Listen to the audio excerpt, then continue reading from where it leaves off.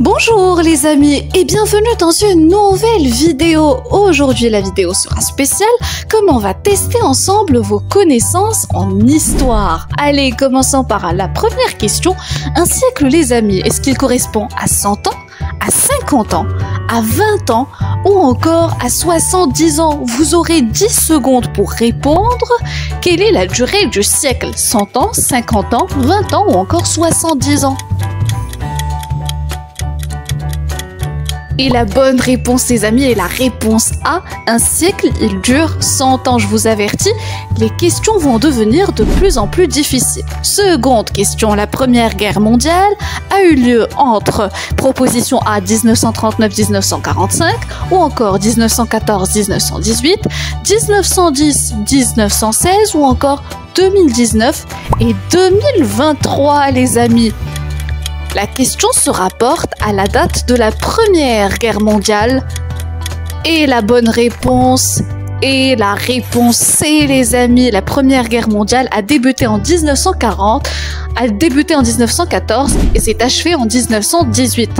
Autre question, la première personne à avoir découvert l'Amérique, est-ce la proposition A Barack Obama, la proposition C, Michael Jackson, la proposition B, Christophe Colomb ou encore la proposition D, Nefertiti?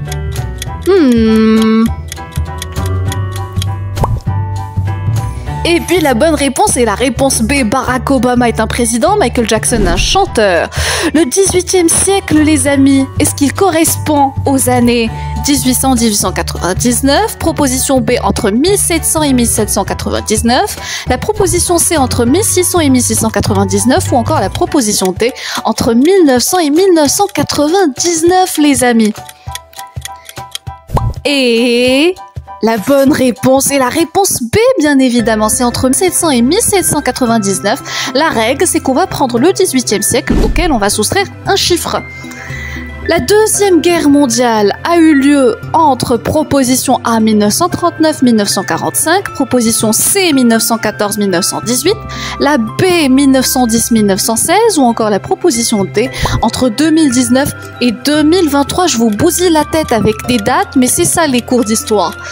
Donc, la Deuxième Guerre mondiale, c'est entre 1939 et 1945 et retenez-le bien, ce sont des dates très importantes. Allez, on enchaîne. Les pyramides d'Égypte ont été construites, question un peu plus facile, par les nazis, par les romains, par les mayas ou encore par les pharaons. Les pyramides d'Égypte, ces pyramides iconiques de l'Égypte et qui ont été construites par les pharaons, les copains, et c'est la réponse D. Ce sont les pharaons qui ont bâti les pyramides d'Égypte, un véritable génie architectural. Allez, quand débute le calendrier musulman ou le calendrier hégirien? Est-ce dans l'an 2000 Jésus-Christ? Est-ce dans l'an 622 dans le calendrier de Jésus-Christ? Est-ce dans l'an 1 ou bien dans l'an 2025, les amis? Et la bonne réponse est la réponse C, c'est dans l'an 622, c'est là où débute le calendrier musulman ou le calendrier hégirien. On enchaîne, quel surnom donnait-on au roi Louis XIV, les copains? Et là, ça se rapporte à l'histoire de France. Est-ce le roi Soleil, le roi Lune, le roi Tout-Puissant ou encore le roi d'Ombre? Vous avez 10 secondes pour répondre.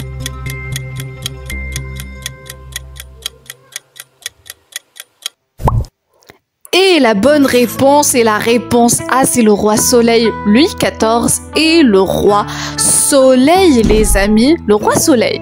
On enchaîne, continue l'adage, un très connu, l'histoire est écrite par, est-ce les vainqueurs, B, les sages, C, les historiens ou l'histoire est écrite par les perdants, les amis? Et là, c'est une véritable règle d'or dans la politique. L'histoire, les copains, est toujours écrite par les vainqueurs, les amis. L'histoire est écrite par les vainqueurs. retenez-le bien, on enchaîne. Qu'est-ce qui motivait les colons à occuper les terres? Est-ce tout d'abord la richesse des ressources naturelles, d'en regorge la terre, la beauté des habitants pour découvrir la culture locale, j'en doute, ou bien pour apporter de l'aide aux pays les plus démunis? Et là, les amis, qu'est-ce qui va motiver ou pousser les colons à occuper les territoires? Et la bonne réponse, et la réponse A, c'est bien évidemment la richesse des ressources naturelles. On enchaîne les copains avec une autre question.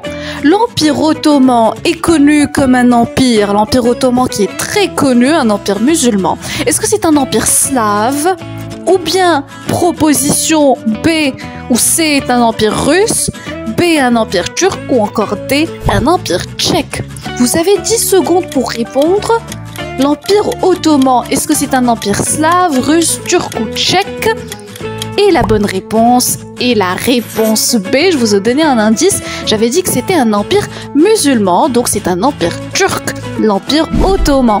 On enchaîne, les amis. Quelle organisation a été fondée après la Seconde Guerre mondiale pour faire régner la paix et résoudre les conflits entre les États?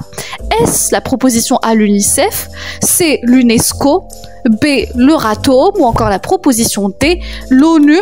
Le logo est juste à droite sur votre écran.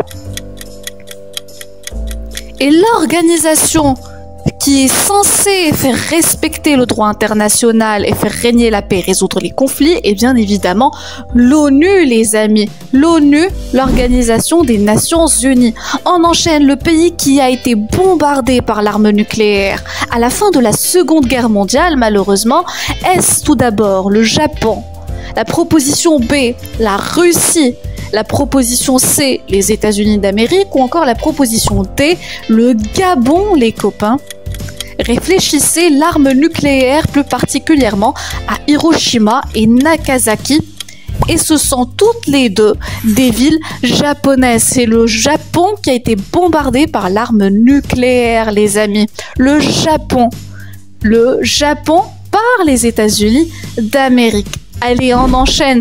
Une autre question, on approche. Le premier président américain, ça se rapporte à l'histoire des États-Unis. Est-ce, les amis, la proposition A, Franklin Roosevelt, ou bien la proposition B, John Kennedy, la proposition C, le fameux Donald Trump, ou encore la proposition D, George Washington?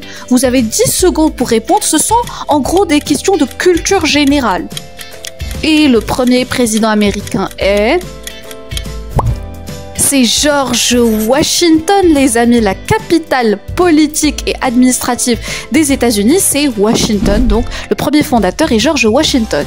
Les Romains parlaient, toujours, on revient des siècles en arrière. Les Romains, est-ce qu'ils parlaient français? Est-ce qu'ils parlaient espagnol? Est-ce qu'ils parlaient roumanien? Ou bien est-ce qu'ils parlaient le latin? Proposition D. Vous avez 10 secondes éventuellement, les amis, pour répondre. Réfléchissez. Est-ce que c'est le français? Est-ce que c'est l'espagnol? Est-ce que c'est le roumanien? Ou bien est-ce que c'est le latin? Et la bonne proposition, et la proposition D, c'est le latin, les copains. Les Romains parlaient le latin. Non, pas le roumanien, c'est une langue que j'ai inventée. Allez, on enchaîne avec une autre proposition. Les Vikings sont considérés, les amis, comme les Vikings sont très très connus. Donc on va voir si vous les connaissez à votre tour. Est-ce que ce sont des poètes? Est-ce que ce sont des pirates? Est-ce que ce sont des chasseurs? Ou est-ce que ce sont des philosophes? L'image, les amis, sur l'écran est très révélatrice. Donc ça vous permet déjà d'éliminer des propositions. Ce serait certainement pas des poètes, et puis il n'a surtout pas le visage d'un philosophe. Ce sont des pirates, les copains. Les Vikings sont des pirates. C'était les pirates des mers qui terrorisaient tous les passants de l'océan. Les Vikings, les copains. Les Vikings sont des pirates. Allez, on enchaîne. Le Moyen-Âge a duré environ... Donc ça, c'est une autre question fondamentale. Le Moyen-Âge, est-ce qu'il a duré environ 2000 ans? Proposition A. Ou bien la proposition B, le Moyen-Âge a duré 500 ans, 100 ans, un siècle ou un millénaire, 1000 ans. Réfléchissez, les copains, la durée du Moyen-Âge.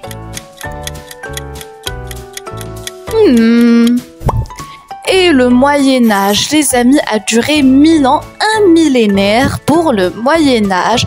Retenez-le, c'est très intéressant.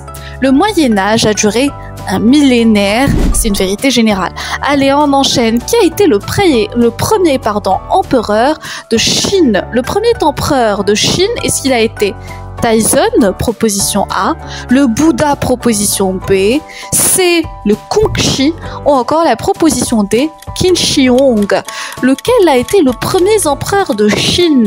Taizong, le Bouddha, le Kongxi ou encore le Qin Shi Huang? Et la bonne proposition, et la proposition D, ça se rapporte à l'histoire de Chine, c'est le Qin Shi Huang qui a été le premier empereur de la Chine, les amis. La Chine, à l'époque, n'était pas une république. Quelle période vient après l'Antiquité, les amis? Quelle période va venir après l'Antiquité? Est-ce le Moyen-Âge? Est-ce l'époque contemporaine? Est-ce la Renaissance ou encore l'époque moderne? Ça, c'est sur le découpage des époques historiques. Est-ce que c'est le Moyen-Âge qui va venir après l'Antiquité, l'époque contemporaine, la Renaissance ou encore l'époque moderne? Et la bonne réponse est la réponse A, les amis, c'est Antiquité, puis le Moyen-Âge. Le Moyen-Âge, on l'a vu dans une précédente question qui a duré un millénaire. L'étude de l'histoire est importante et ce sera la dernière question, les amis, pour voir un peu quel est l'intérêt de l'étude de l'histoire. Est-ce pour reproduire les erreurs du passé, pour une meilleure compréhension du présent, pour passer du temps, tout simplement une perte de temps, ou bien pour rester coincé au passé? Quel est l'intérêt? Là, c'est une question très importante, l'intérêt de l'étude de l'histoire. Et puis l'histoire, les amis, elle permet une meilleure compréhension du présent en évitant les erreurs du passé pour une meilleure projection dans le futur. Voilà, les amis, c'est la fin de cette vidéo. J'espère qu'elle a été utile. C'est un concentré de l'essentiel de l'histoire. Et on se retrouve ensemble dans une prochaine. Au revoir et prenez soin de vous. Bye bye!